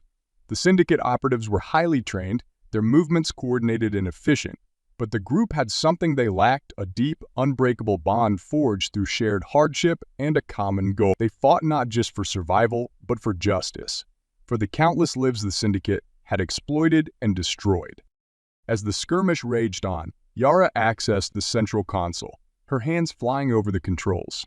She worked quickly, bypassing the security protocols and accessing the Forge's core systems. The room's lights flickered as the facility's defenses began to shut down, the monitors displaying a cascade of error messages. The leader, sensing the tide turning, advanced towards Yara, his blaster raised. Robert intercepted him, their blasters clashing in a flurry of motion. The leader was a formidable opponent, his movements swift and precise, but Robert fought with a ferocity born of desperation, his every action driven by the desire to protect his friends and bring justice to the Syndicate's victims. The two combatants clashed in the center of the room, their movements a blur of motion. The leader's blaster fired, narrowly missing Robert's head. Robert retaliated, his own blaster firing point-blank into the leader's chest. The leader staggered, his armor smoking from the impact. He raised his blaster again, but Lyra intervened, her psionic energy slamming into him with a force that sent him crashing to the floor. The room fell silent, the last of the Syndicate operatives subdued. The group stood amidst the wreckage, their breaths heavy, their bodies tense. Yara continued her work at the console, her face set with determination. "I'm initiating the system shutdown," she announced, her voice steady. "This will disable the Forge's power and security systems. We need to move quickly." The group regrouped, their eyes on the central console. The lights flickered again, the room's temperature dropping as the power drained away. The facility's hum grew quieter, the server slowing to a crawl. The shutdown was complete. Robert turned to the others, his expression a mix of relief and resolve. "We've done it," he said, his voice calm. "The Forge is offline, but we need to secure the captives and get out of here. The Syndicate won't sit idly by while we dismantle their operations." The group moved quickly, navigating through the now darkened corridors. The facility was in disarray, the remaining Syndicate operatives retreating in the face of the shutdown. The group reached the research labs, the air thick with a sense of urgency. They entered the main lab, their eyes scanning the room for any signs of life. The lab was a cold, sterile space, filled with containment pods and medical equipment. The walls were lined with monitors displaying vital signs and data. The group approached the pods, their hearts heavy with the weight of what they might find. Inside the pods were the captives, the victims of Project Obsidian. They were a mix of species, their bodies marked by the cruel experiments they had endured. Some had cybernetic implants. Others bore the signs of genetic modifications. They were unconscious, their faces pale and still. Lyra approached one of the pods, her expression softening with empathy. "These poor souls," she murmured, her voice filled with sorrow. "They've been through so much. We need to get them out of here to safety." Yara quickly accessed the lab systems, initiating the pod release sequence. The pods hissed open, the captives slowly awakening from their induced sleep. The group moved among them, offering words of comfort and reassurance. The captives were disoriented, their eyes wide with fear and confusion. But as they recognized the group as their saviors, a sense of relief washed over them. As the captives were freed, the group worked to escort them to the docking bay. The facility's power was still draining, the emergency lights casting long shadows in the corridors. The air was thick with tension, the knowledge that the Syndicate could retaliate at any moment hanging over them like a dark cloud. They reached the docking bay, the assault vessels waiting to take them to safety. The captives were loaded onto the ships, the group moving with a sense of urgency. The battle outside was still raging, the Alliance forces holding the line against the Syndicate's defenses. The team knew they had to move quickly, their window of escape narrowing with each passing second. As the last of the captives were loaded onto the vessels, Robert turned to the group. "We're not out of this yet," he said, his voice steady. "The Forge is offline, but the Syndicate will be back. We need to get these people to safety and regroup with the Alliance. This isn't..." The group boarded their vessels, the engines roaring to life. The ships lifted off, the docking bay falling away beneath them. They navigated through the asteroid field, the path ahead fraught with danger. The battle outside was still fierce, the void filled with the flashes of energy weapons and the debris of destroyed ships. The Alliance fleet moved to cover their retreat, the capital ships providing a protective screen. The group pushed through the chaos, their vessels weaving through the debris. The void was alive with the sounds of battle, the air thick with tension, but the group was resolute, their focus unyielding. As they broke free of the asteroid field, the group breathed a collective sigh of relief. They had escaped the Forge, the captives were safe, and the Syndicate's prized facility was crippled. It was a victory, a significant blow against the Syndicate's operations, but the group knew that the fight was far from over. The Alliance fleet regrouped, the ships forming a defensive formation. The captives were transferred to medical vessels, their care now in the hands of skilled professionals. The group watched as the medical teams worked, their expressions a mix of relief and sorrow. They had saved these people, but the scars of their captivity would linger. Captain Corin's voice came over the intercom, her tone steady. "The mission was a success. The Forge is offline and the captives are safe. But we need to remain vigilant. The Syndicate will not take this lightly. We have dealt them a significant blow, but they will retaliate. We need to be ready." The group nodded in agreement, their faces set with determination. They had struck a decisive blow against the Syndicate, but the fight was far from over. The Syndicate was a formidable enemy, and they would not rest until they had reclaimed their lost ground. The group knew they had to stay united to continue their fight for justice and freedom. As the fleet prepared to jump to hyperspace, Robert looked around at the group. They had come so far, faced so many challenges, and emerged victorious. They had uncovered dark secrets, faced incredible odds, and struck a blow against tyranny. They had become more than just a group of survivors. They had become a family united by their shared struggle and their common goal. As the stars streaked past them, the group felt a sense of calm and resolve. They had fought for justice, for the countless lives affected by the Syndicate's crimes. They had faced the darkness and emerged stronger, and they knew that whatever challenges lay ahead, they would face them together. In the cold expanse of space, the group looked forward with hope and determination. They had struck a blow against the Syndicate, but their fight was not over. They were ready to continue their battle for justice and freedom, to stand against tyranny and oppression. They were a team united in their cause, and they were determined to see it through to the end. As the fleet disappeared into hyperspace, the group knew that the final stand had been won, but the war was far from over. They would continue to fight, to uncover the truth, and to bring justice to the victims of the Syndicate's crimes. They were not alone in their struggle, and with the Alliance by their side, they were ready to face whatever challenges lay ahead.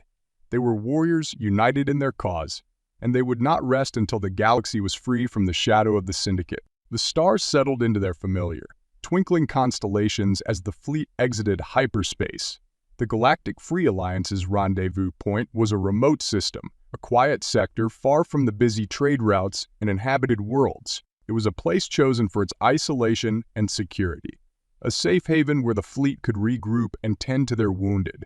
The system's twin suns cast a soft glow over the planets and asteroid belts, a peaceful contrast to the chaos they had left behind at the Obsidian Forge. As the ship settled into orbit around a barren, uninhabited planet, the tension that had gripped the group began to ebb. The assault on the Forge had been a resounding success, but the gravity of their victory was tempered by the sobering reality of the situation. The Syndicate was a wounded beast, dangerous and unpredictable. The battle had been won, but the war was far from over. On the command ship Resolute, the atmosphere was a mix of relief and solemnity.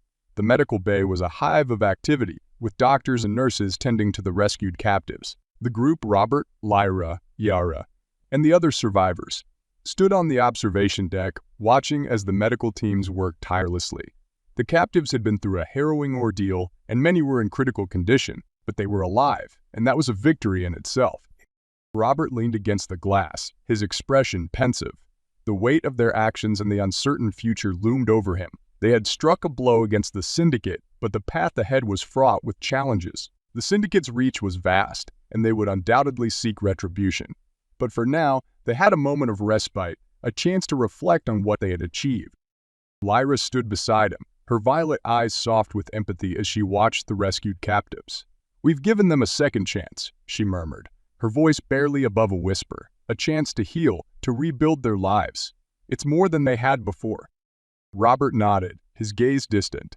"We've done a good thing," he agreed, his voice steady but thoughtful. "But there's so much more to be done. The Syndicate won't stop, not as long as they have power and influence. We need to keep fighting, to expose their crimes and bring them to justice."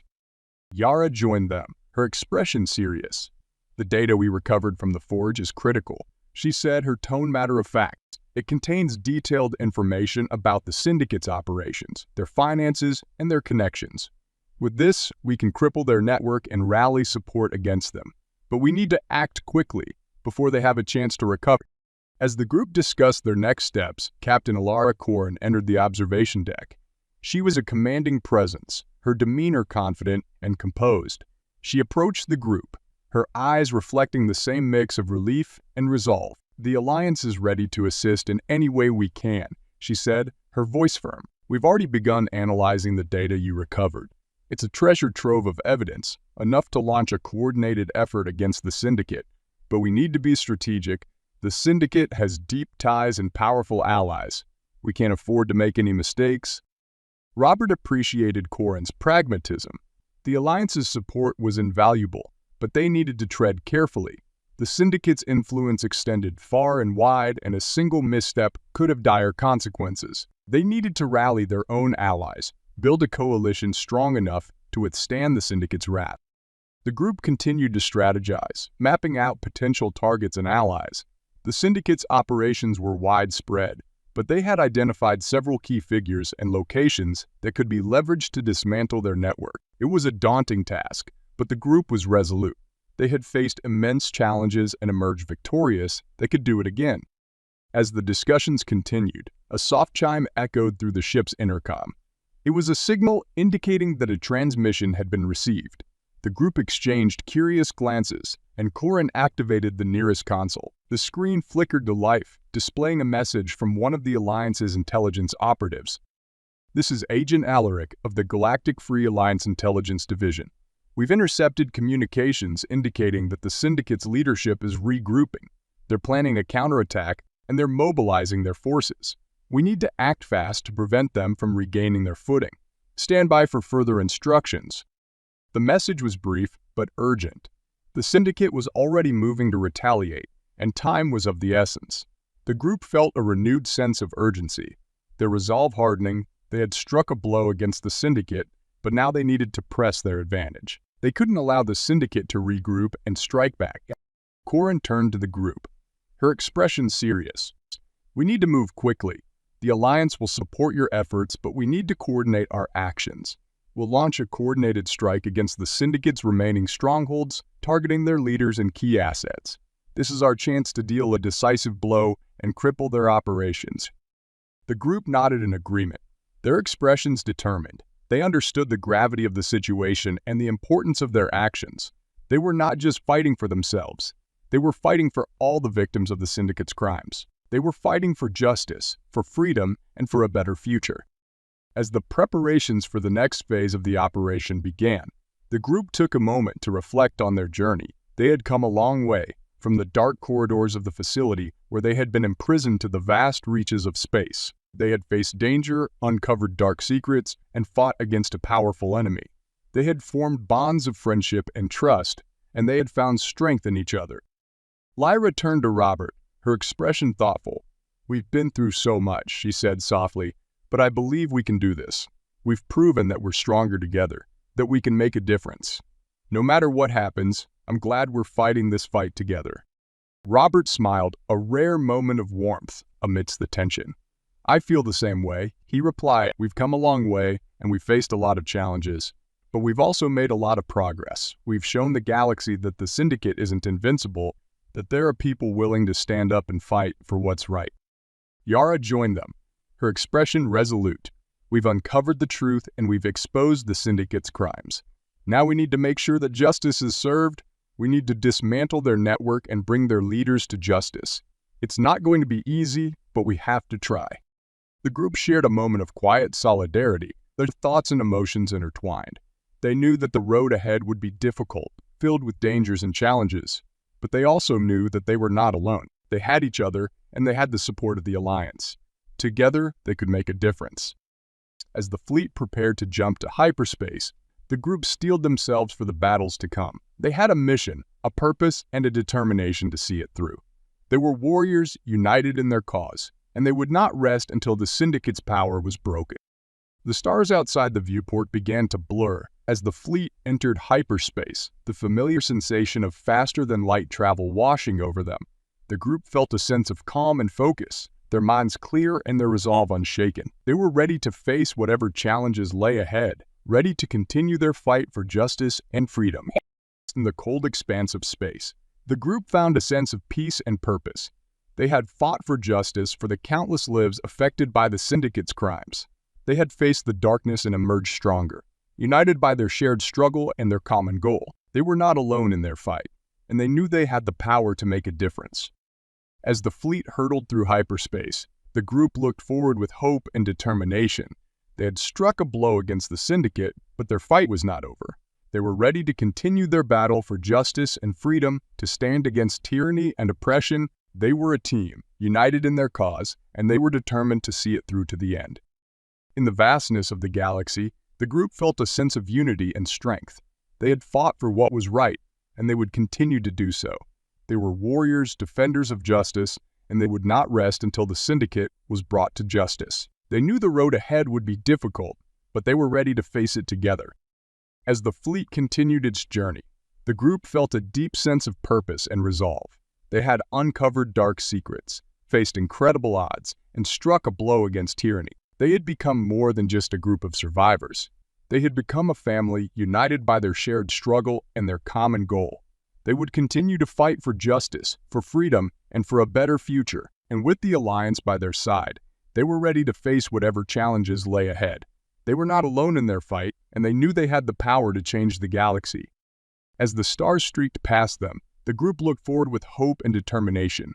They had come a long way, and they knew that their journey was far from over. But they were ready to face whatever challenges lay ahead, united in their cause and determined to bring justice to the victims of the Syndicate's crimes. They were warriors, united in their fight for justice and freedom, and they would not rest until the galaxy was free from the shadow of the Syndicate.